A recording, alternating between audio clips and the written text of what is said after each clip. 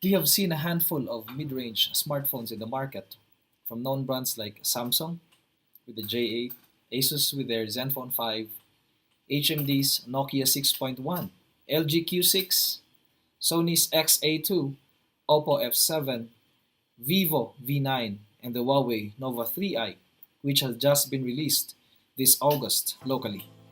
Most of these smartphones are priced within the 50 to 20,000 pesos range. Today, I'm bringing you the Nova 3i, and in this unboxing, we'll see if it's a worthy contender or can be considered as the best mid-range smartphone in the market. This is Ralph, and we'll be unboxing the Nova 3i.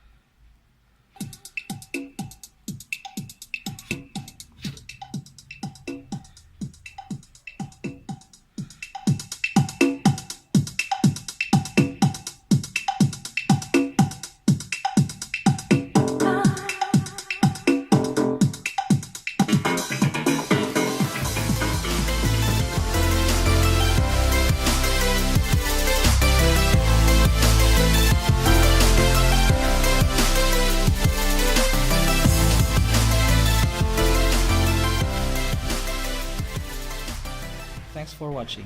If you like the video, please hit like and click the subscribe button for future reviews on tech, travel, DIYs, and more. Enjoy!